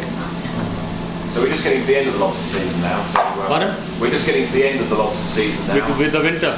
Yeah, and so all the certain fishermen on our coast, we get our bring our lobster pots ashore sort of end of October, early November. And, Well, they repair them now? Yeah, they repair them and get them out of the water before the weather gets bad. But some of them, like the lobsters we've got today, they were caught in the last couple of weeks, but they're right off. When will they come out of the water, those two? Well, they were in a tank. So I picked them out of a saltwater tank yesterday. So that means they're still rehydrated? So yeah, they're all, there's loads of them in there, all crawling about together. But this particular fisherman, who does the oysters as well, he fishes offshore at this time of the year on the wrecks. The shipwrecks are like little oases out in the desert of the seabed, and of course everything gets attracted to them. They're like little ecosystems in their own right. And of course you get a lot of lobsters there, a lot of big lobsters as well. So that's So they hide inside the wreck? Yeah, they go inside the wreck. So they put the lobster pots out around the wreck, and then at night the lobsters will come out and go into the pots. So as you see in movies, really? Yeah. Yeah, absolutely. Lobster retracting back. Yep, exactly. There was a wreck in Provincetown where they did that. There was a wreck in Provincetown where they did that. Oh, I didn't give you caram, I gave you cumin.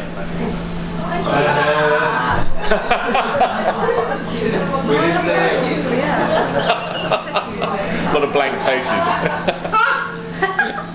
Yes. So I did give you cumin instead. Clever guy. When did you grind your spices? When? Those are quite fresh because I replenish my box every week. But all our masalas, we grind them with oil so that they last much longer, and they almost become self-preserved in a sense. So, but as we need them really, as they are needed. It takes a bit of time because the dehydration is so much.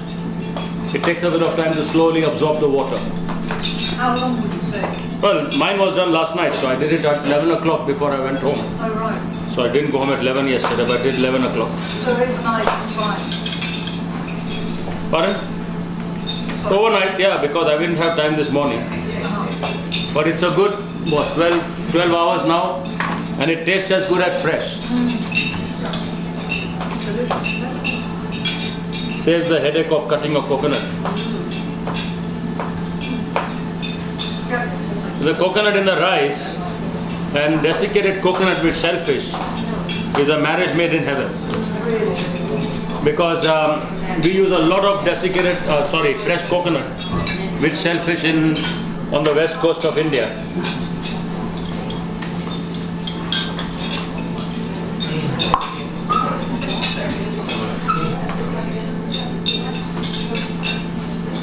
Okay, I'm going to need you again. 1, 2, 3, 4, 5. Right, 1 chopped onion, 2 chopped onions, and we are ready to go.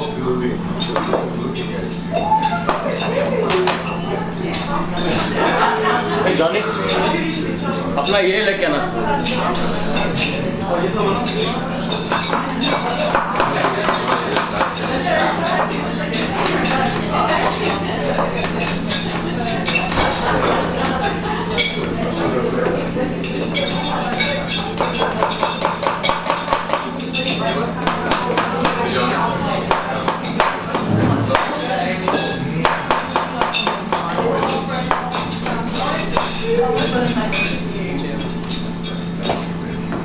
वो चाहिए.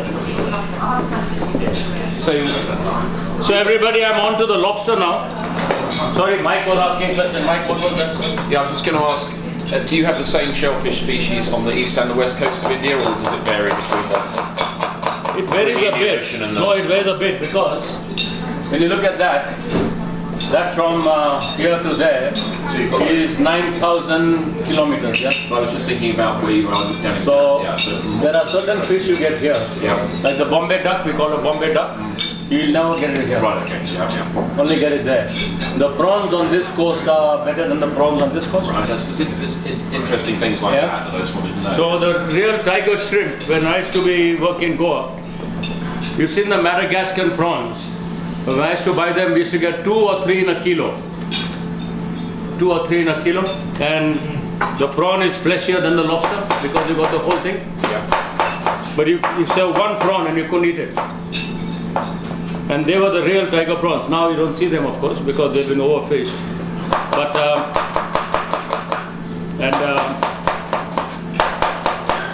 pomfret. Pomfret, yeah. Yeah, the most famous fish. But pomfret you do get in these waters. It has a yellow tinge on it in these waters. Yeah. It's white in this water. The other side it's not, yeah. Karachi is one of the richest landing ports for seafood. Is it from the, in Pakistan, yeah, Karachi. But this coast here is called Porbandar and Veeraval. You get pomfrets like that. As you come down, they shrink in size. I was going to say pomfret to me is quite a small. No, you get pomfrets like that, but then they shrink in size. And they get a bit smaller. But different fish on this side. You get lots of perch, pike. We don't get on this side. Okay. And but they're freshwater fish, yeah? yeah, but they migrate into the sea, no? Oh, you get them in the sea as well? They migrate. Right, okay. So they go up the river to spawn. To spawn. And that's when the Bengalis get them because they love it. And that's where the British got their taste for mustard. So when you think about mustard, this whole belt here, the food is cooked very richly in mustard. And Calcutta was the capital for the East India Company for a long time. Yeah. So they learned to get their mustard from there, and the flavorful rich mustard. So that's in Bangladesh, which was East Bengal. East Bengal, West Bengal. This is all, the Calcutta is just here, down here, on the port here. But you got rich mustard. In Assam, what they do is because the bamboo, and a bamboo shoot that you see today, that big, will touch the ceiling tomorrow. It grows like that. And in that part of Assam, the rainfall is 550 inches a year. Wow. Okay, so that's the kind of rainfall they get. So bamboo just thrives on that rainfall, and it just shoots. And what they do is they cut the bamboo, they scoop the inside out, and they pickle the meats inside the bamboo. with mustard and other spices. And they pack the bamboo where the water has been taken out, they crush, they mix it with clay and they pack it in, and it just pickles.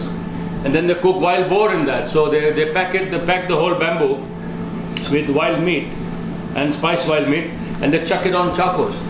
So Bamboo never burns. Right. But the heat inside and it steams up, and the sap from the bamboo just cooks the meat inside beautifully. Keeps the moisture. And they just tap the thing, they got the clay out and just bring the meat out, steaming, piping hot inside. It's fabulous.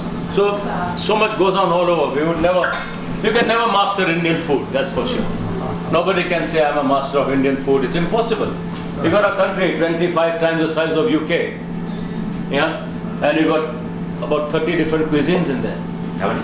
About 30 different cuisines. Yeah. So impossible. I mean, I don't know what these people eat, for example. And the north doesn't know what the south eats. Jammu, Kashmir, this year now we're already minus 25, minus 30 already. It'll go to minus 35, 40 by the time winter fully sets in. And these guys, winter food is very rich, very heavy, very full of fat. So Rogan Josh. So Rogan Josh is Kashmiri, but it's only used the word Rogan Josh. Only in Britain you'll get veg Rogan Josh, prawn Rogan Josh, chicken Rogan Josh, lamb Rogan Josh. It's always lamb, and it's always the saddle. 9 out of 10 is saddle or shank, because they need saddle because they need the fat. Then they cut the meat up, they just marinate it with yogurt, chili, cinnamon, cardamom and fennel seeds. And then the pot is sealed and left on low embers to just cook all day. So you could just literally slow cook that for hours. Complete hours together. Yeah. Evening the meat just falls out, there's no sauce inside. So all you get is the sauce that is formed by the yogurt. That's all you get. And that they only call rogan. And they have a bark. They have the bark of a tree there which they call Ratan Jot. The bark is deep red in color. And they put that for flavor and bit of color with the cinnamon. That gives a deep red color. But it has a peculiar smell. If you don't like that, then you don't want to use that. But the North Indians, the Kashmiris love it because it's naturally, it's regional. It's like so many things in India. You eat and you say, no, not to my taste. Indians are the biggest racists in the world, incidentally, so. We are horrible. We are the biggest racists in the world. We have a color bar, religious bar, language bar, every bar in the world. You think about the Indians got it. He's seething with it all the time. And so the North will say the food over there is rubbish. It's not good food, but it's, millions of people are eating it there too. Their style of food is different. The word curry, of course, which every British person you meet uses it to represent Indian food, is an Indian word, comes from Kerala, but definitely does not represent what is represented in Britain. Curry cannot be applied to anything if it doesn't have coconut milk in it. So the moment you apply coconut milk, you produce a sauce. That sauce is known as curry. Okay, so that's a bit different here and there. But we have to live with it. We are in Britain. At one time I used to get upset because I didn't understand what the people were telling me. Now we just accept it. But if you get a chance to tell people about it. And it is very much... so in Kerala itself there are 50, 60 or more different kinds of curries, as in Goa. Goa, of course, has standard 3, 4 or 5 curries. Some of them are created especially for the Portuguese.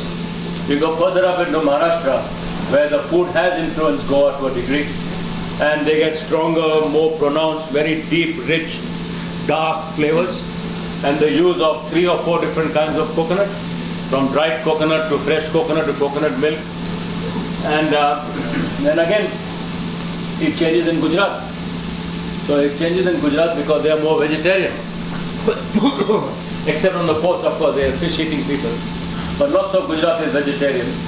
And they would add coconut into last-minute finishing. Just finishing off things at the last minute. But if you went to this part of India and said, give me a curry, he doesn't know what you're talking about. He has no clue what you're referring to. So like the curry leaf, the curry leaf grows throughout India. But in the north, if somebody has a tree in their backyard, it's probably just lying there. They know it's a curry leaf tree, but they don't know what to do with it, because they wouldn't know how to use it.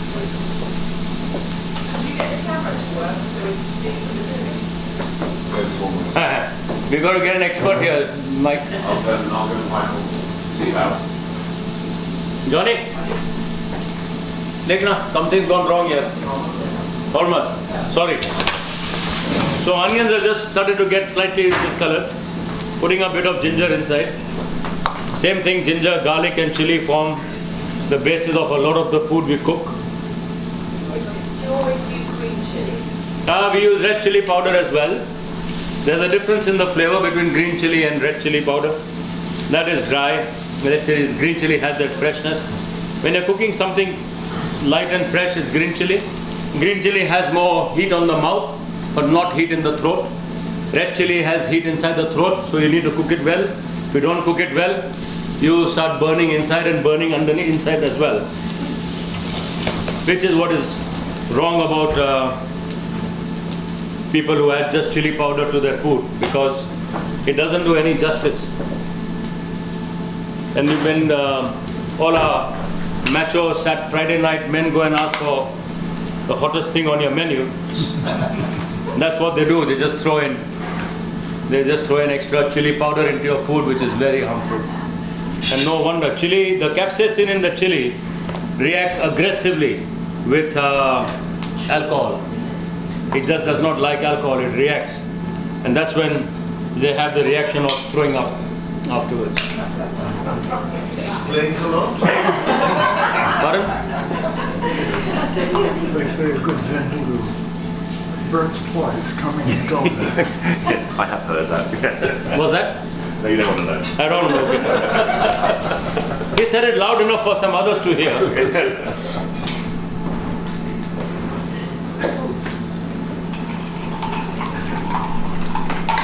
Not loud enough for me to hear. Kya ho gaya, Johnny? Any luck? Technician coming. Oh, is there? Oh, what was it? Transmission problem. Okay, so I've got some wine and some brandy here as well. Let's just sorted that down. I'm moving it to the side.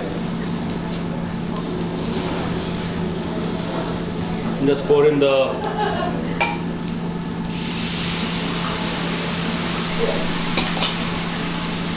and some tomatoes. As you can see, I'm increasing the quantity because we have only 2 lobsters for 25 people. You'll get a spoon each maybe, I think, if we are lucky. They were donated though, so we didn't have to pay for them. Pardon? They were donated. Oh, they were donated. I thought you said you had fished for them. No, but I went and pulled them out of the tank, but Bill said we could have those. The trouble is, this time of the year, obviously, as we get closer to Christmas, fishermen, if they've got storage facilities for their lobsters, they will hang on to them. So obviously the price goes up and up and up, and then they can make a killing. I mean, there still are lobsters being caught around the coast as we speak, mainly up in Scotland. They carry on fishing. So as the water gets cold, they don't come up, is it? Well, the Scottish on the west coast they can catch them because they've got the Gulf Stream, so you've got a slightly different variation in the water in the hydrology up there. But on the east coast, really from the east coast of Scotland right down to Cornwall, lobsters tend to get finish this time of the year. Same with crabs as well. They become inactive. They sort of go to ground and as the water temperature drops. All right.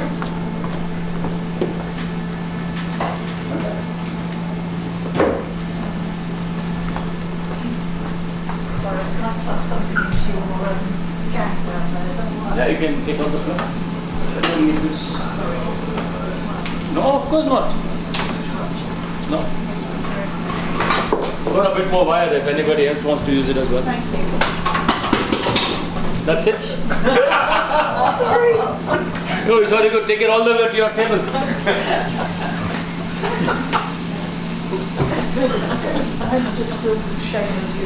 Sorry, you can't take it all the way to your table, but it can go halfway through. Without demolishing the back of your stage.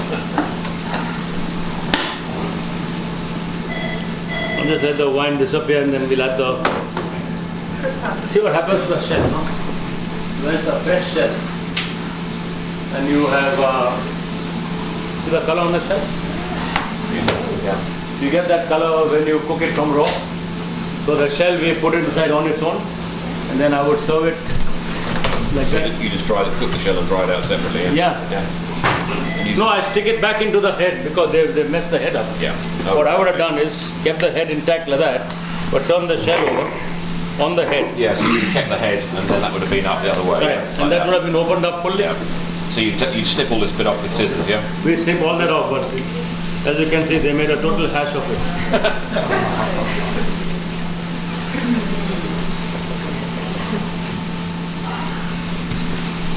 So that is because they never watch when I do demos and all. They're not interested. They never come. They never watch. They won't stand with me. Really? No. That's typical Indian attitude for you. I know everything. No. But obviously See what not. they did. But Yeah. obviously not. They never come. Actually, Raju's been with me everywhere mostly. But I mean, demos I do on my own. I prefer to cut my own stuff and keep. But today there was you brought it quite late.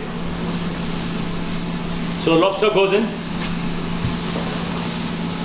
Hopefully, minimum agitation, of course.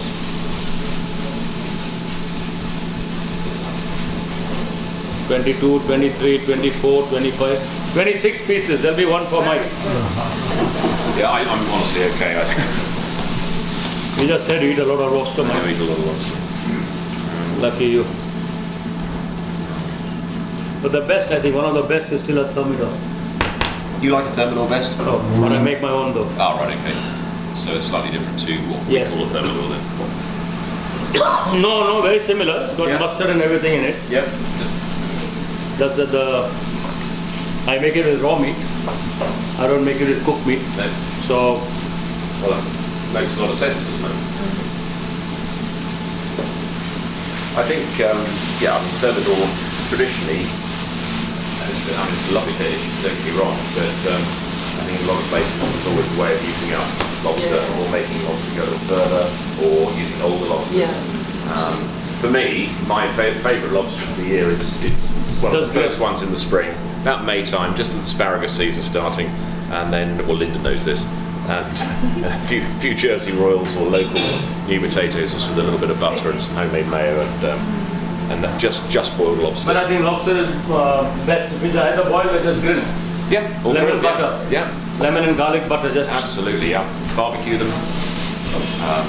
But barbecue them right, don't overcook them. No, that's the thing, less is more really. It's when you get rubber, that's when it starts to get funny. And of course with lobsters, if you are boiling them, आमचे पत्रांक सांग आता काबार माझे काम 2 मिनिटांनी. they, when you take them out of the अजून time हा bake करपा जाय. they've got to stand and at room temperature and just carry on that process. So a lobster like this sort of size here, I mean really only 6 to 8 minutes in boiling salted water, a little bit of, perhaps sometimes a little bit of white wine vinegar in there as well, and straight out of the water after that time, and then just leave it just to stand in the room temperature, and it allows that meat to set. Wow. But that's because I've got too much liquid on the pan. But I need to burn the alcohol off.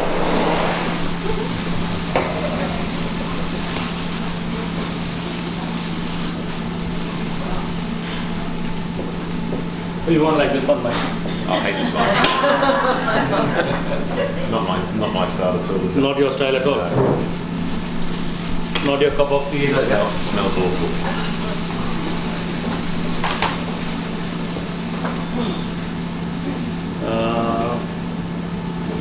The packet of cheese behind you. I'll open that here.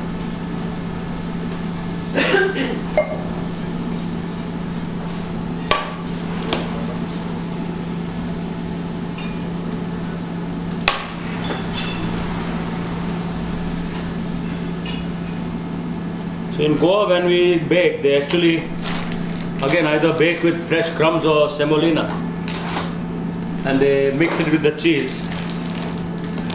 And we do prawns, actually stuffed prawns. They're the big tiger prawns. That got semolina mixed in with it? Oh, that's got parmesan mixed Parmesan. inside. Because it keeps the cheese from A little bit of bite. No. Also bite, but this keeps it from binding up after it's grated. Because we buy these big blocks from barbers. And then we grate it down.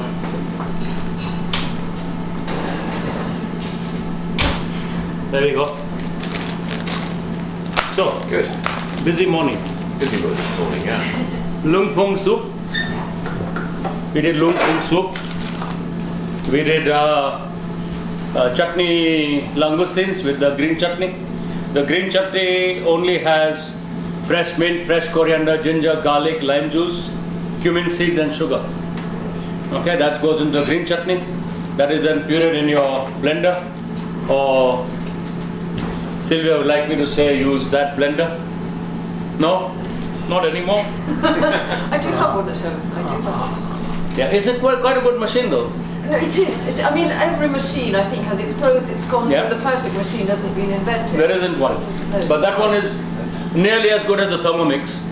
Though Bobby would like to say different, yeah. I would like to say, I think it's great for risotto actually. which Yeah, is- but it gives a good result. The speed you can get from that is much greater than you get from a Thermomix.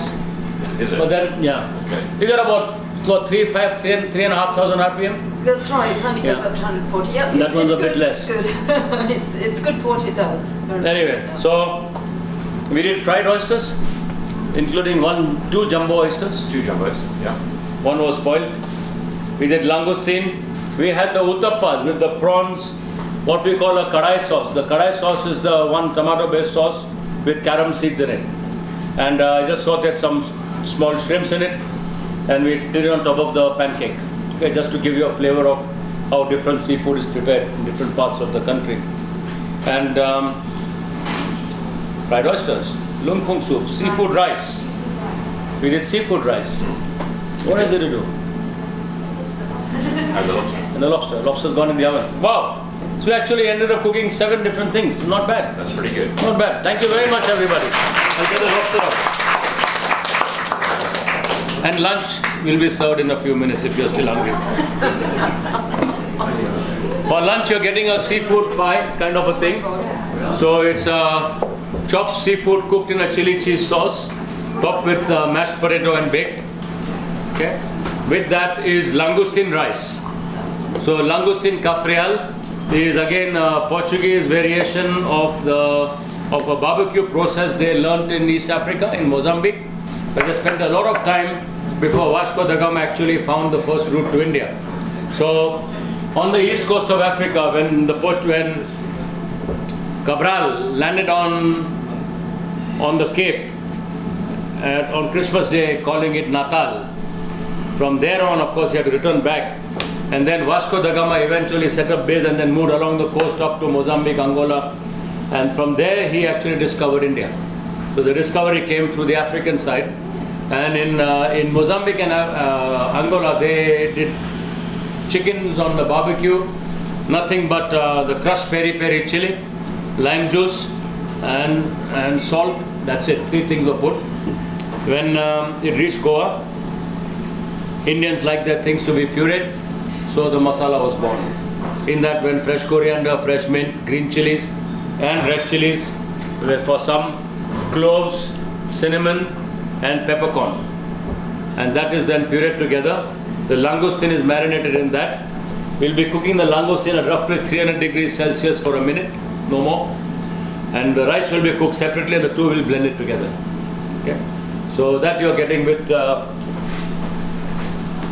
hopefully this is done. It is boiling, so it's done. The lobster is not fully cooked, so I didn't want to cook it too much. And how would you like to do it? Everybody come up and take a spoon.